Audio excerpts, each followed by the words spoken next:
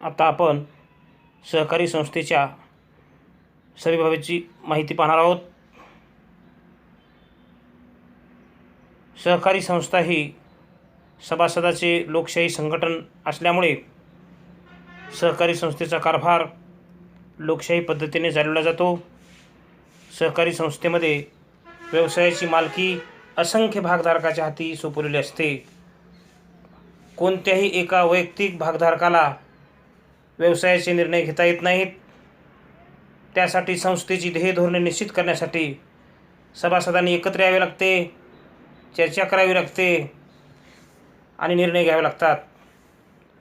आणि हे सर्व निर्णय सभेमध्ये घेतले जातात. म्हणजे संस्थेचे सर्व निर्णय सभा घेऊन त्यामध्ये सर्वांनी संबंधित विषयावर चर्चा करून ठराव संमत करून घेतले जातात.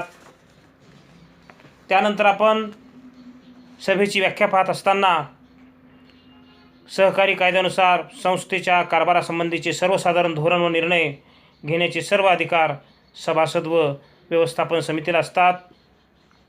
ध्येय धोरण ठरविण्यासाठी व निर्णय घेण्यासाठी त्या समूहाने एकत्र येणे आवश्यक असते.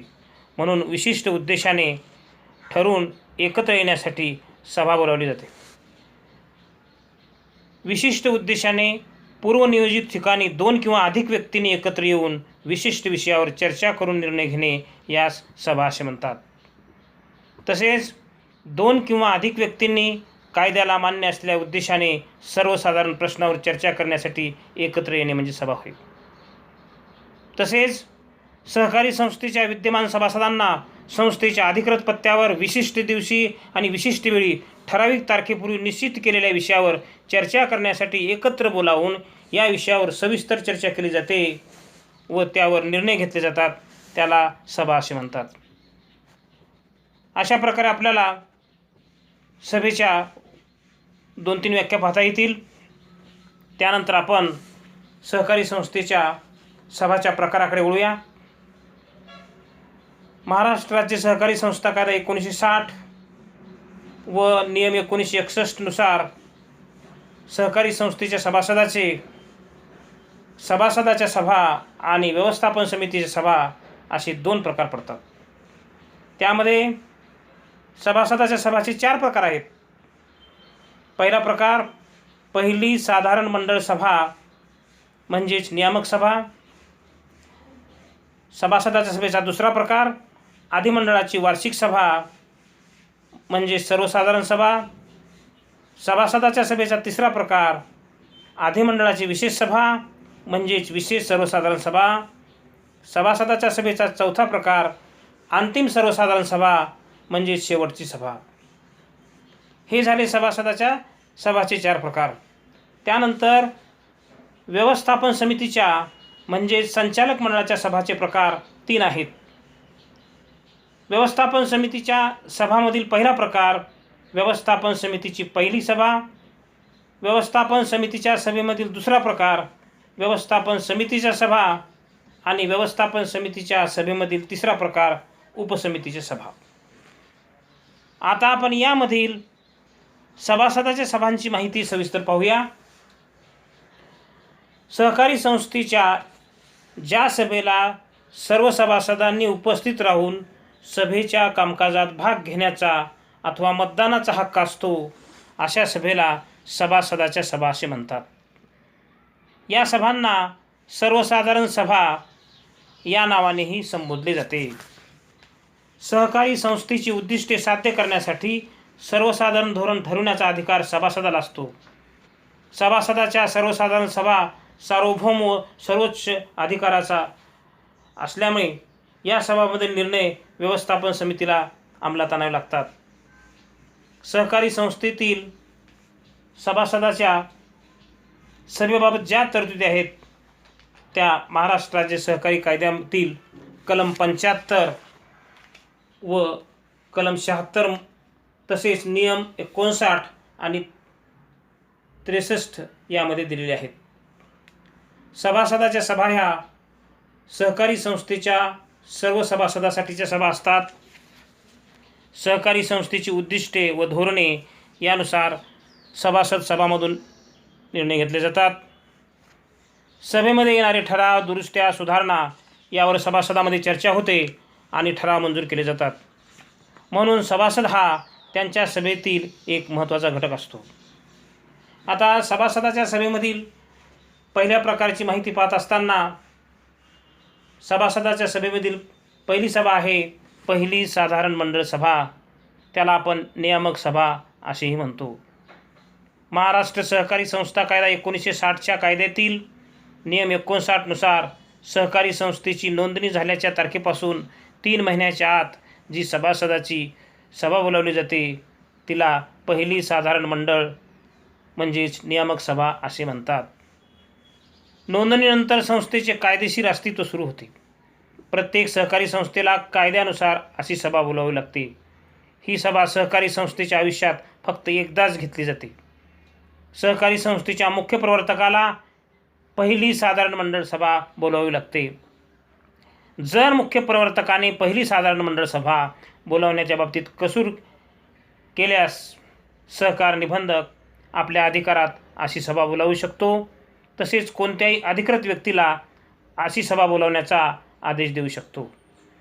आता पहिल्या साधारण मंडळ सभेतील म्हणजेच नियामक सभेतील कामकाजाची चर्चा करीत असताना पहिल्या साधारण मंडळ सभेत सभेच्या अध्यक्षाची निवड करणे, सहकारी संस्थेच्या नोंदणीची सभासदाला कल्पना देणे, सहकार निबंधकाने सहकारी संस्थेसाठी मंजूर केलेले पोटनियम म्हणजेच उपविधी स्वीकारणे, सहकारी संस्थेच्या अधिनियमातील तरतुदी साधून राहून रीतसर निवडणुका होईपर्यंत हंगामी व्यवस्थापन समितीची म्हणजेच हंगामी संचालक मंडळाची 1 वर्षासाठी निवड करणे, सहकारी संस्थेच्या स्थापनेसाठी झालेल्या प्राथमिक खर्चास मान्यता देणे, हिशोबपत्रके स्वीकारणे आणि सभेच्या तारखेच्या 14 दिवस आधी प्रवर्तकाने केलेल्या सर्व व्यवहाराबाबतचे प्रतिवृत्त सादर करणे.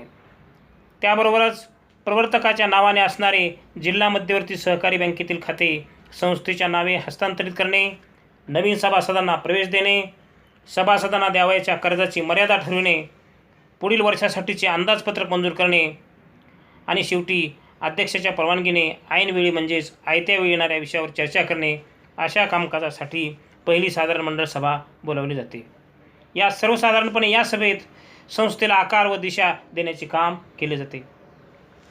त्यानंतरची सभासदाची सभा आहे अधिमंडळाची वार्षिक सभा म्हणजेच सर्वसाधारण सभा. प्रत्येक सहकारी संस्थेने महाराष्ट्र सहकारी संस्था कायदा 1960 मधील कलम 75 व नियम 60 नुसार सहकारी संस्थेचे आर्थिक वर्ष संपल्यानंतर 6 महिन्याच्या आत सभासदाची अधिमंडळाची वार्षिक सभा बोलावली पाहिजे. या सभेलाच अधिमंडळाची वार्षिक सभा म्हणजेच सर्वसाधारण सभा असे म्हणतात. ही सभा दरवर्षी बोलावली जाते. सहकारी संस्थेचे आर्थिक वर्ष 31 मार्चला संपते. आर्थिक वर्ष संपल्यानंतर 45 दिवसाच्या आत संस्थेची वार्षिक हिशोबपत्रके पूर्ण करावी लागतात व 4 महिन्याच्या आत संस्थेचे लेखापरीक्षण करून घेणे बंधनकारक असते.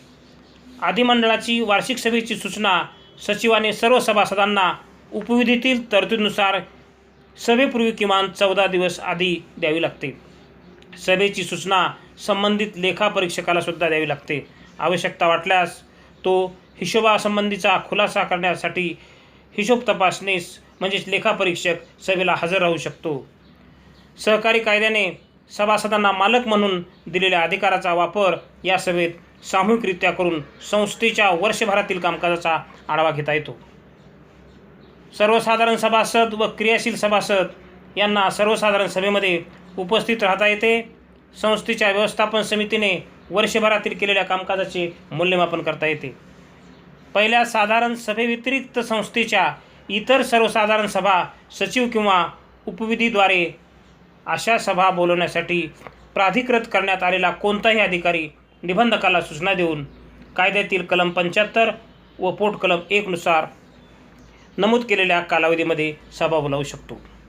पूर्वीच्या कलम 75 मध्ये वार्षिक सभेची मुदतवाढ देण्यात आलेली होती व त्याचा अधिकार शासनास होता. परंतु आता नवीन दुरुस्तीनुसार कोणत्याही परिस्थितीत संस्थेच्या व्यवस्थापन समितीस म्हणजे संचालक मंडळास संस्थेचे आर्थिक वर्ष संपल्यापासून 6 महिन्याच्या आत म्हणजेच 30 सप्टेंबरपर्यंत अधिमंडळाची वार्षिक सभा घेणे बंधनकारक असते.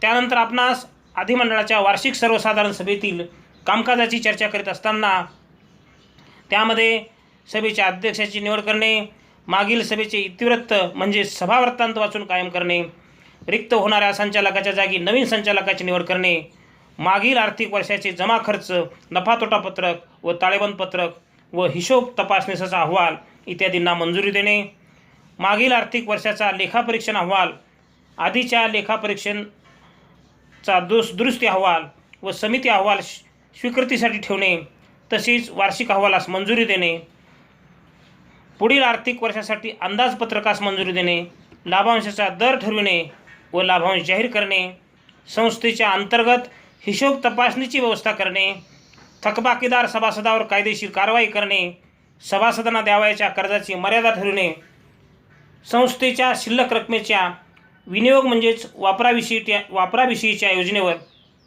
चर्चा करणे, अधिनियमाच्या किंवा कोणत्याही नियमाच्या तरतुदीनुसार निबंधकाने मागविलेली इतर कोणतीही माहिती सभेपुढे ठेवणे, संचालक मंडळाचे सदस्य व त्यांच्या नातेवाईकांना दिलेल्या कर्ज खात्याची माहिती देणे, निबंधकाने जाहीर केलेल्या पॅनलमधील मान्यताप्राप्त लेखापरीक्षकाची चालू आर्थिक वर्षाचे लेखापरीक्षण करण्यासाठी नेमणूक करणे आणि शेवटी अध्यक्षाच्या परवानगीने ऐनवेळी विषयावर चर्चा करण्यासाठी अशी सभा बोलावली जाते. या सभेमध्ये संस्थेने आर्थिक वर्षात केलेल्या संपूर्ण कामकाजाचे मूल्यमापन केले जाते. सहकारी संस्थेच्या भविष्यकालीन योजना निश्चित केल्या जातात. म्हणूनच अधिमंडळाच्या वार्षिक सभेला महत्त्व असते. त्यानंतर सभासदाची जी तिसरी सभा आहे अधिमंडळाची विशेष सभा म्हणजेच विशेष साधारण सभा. सहकारी कायद्यातील कलम 76 नुसार अशी सभा बोलावली जाते. अत्यंत तातडीच्या कामासाठी बोलावण्यात आलेली सभा म्हणजे अधिमंडळाची विशेष सभा होय. तसेच 2 वार्षिक सर्वसाधारण सभाच्या मधील काळात होणाऱ्या सभांना अधिमंडळाची विशेष सभा असे म्हणतात. या सभा विशेष कामकाजासाठी भरवल्या जातात. काही तातडीच्या विषयांना सभासदांच्या सभेची मान्यता घेणे आवश्यक असते आणि यासाठी पुढील अधिमंडळाच्या वार्षिक सभेपर्यंत वाट पाहता येत नाही. म्हणूनच सभासदाची विशेष सभा बोलावली जाते. सहकारी कायद्यातील कलम 76(1) नुसार अधिमंडळाची विशेष सर्वसाधारण सभा कोणास बोलवता येते याची तरतूद कायद्यात दिलेली आहे. सहकारी संस्थेचे अध्यक्ष किंवा व्यवस्थापन समितीला बहुमताने 1 महिन्याच्या मुदतीत अधिमंडळाची विशेष सभा बोलावता येते.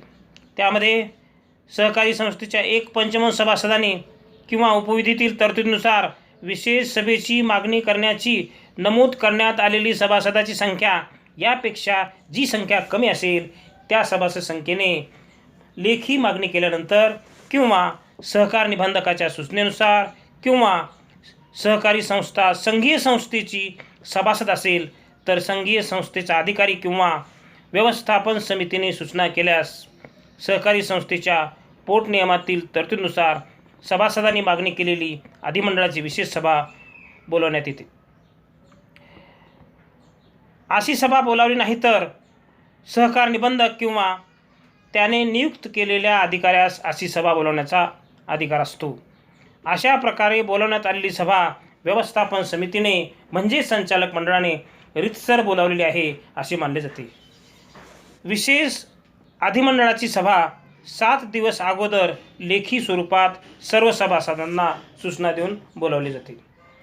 आता अधिमंडळाच्या विशेष सर्वसाधारण सभेत जे कामकाज पाहिलं जातं त्यामध्ये सहकारी संस्थेच्या पोटनियमात दुरुस्ती करणे, सहकारी संस्थेच्या पोटनियमातील जबाबदारी कलमात बदल करणे, संस्थेच्या नावात बदल करणे, सहकारी संस्थेचे हस्तांतर, विसर्जन, रूपांतर किंवा एकत्रीकरण करणे, सहकारी संस्थेच्या अधिकृत भाग भांडवलात वाढ करणे व भागाचे दर्शनी मूल्य वाढविणे, सहकारी संस्थेच्या विकास प्रकल्पांना मान्यता देणे, सहकारी संस्थेच्या पदाधिकाऱ्याविरुद्ध अविश्वासाचा ठराव आल्यास त्यावर चर्चा करणे, निबंधकाच्या आदेशानुसार त्यांनी सुचविलेल्या कामकाजासाठी सभा घेणे, तसेच शासनाच्या नवीन धोरणाची अंमलबजावणी करणे या कारणासाठी अधिमंडळाची विशेष सभा बोलावली जाते. संस्थेमध्ये विशेष कारणासाठी अचानक उद्भवलेल्या परिस्थितीवर निर्णय घेण्यासाठी अधिमंडळाची विशेष सभा बोलावली जाते. या सभेत व्यवस्थापन समितीच्या ठरावाविरुद्ध शिफारसीविरुद्ध ठरावसुद्धा मंजूर होऊ शकतात. त्यानंतर आपण अंतिम सर्वसाधारण सभेकडे म्हणजे शेवटच्या सभेकडे वळूया.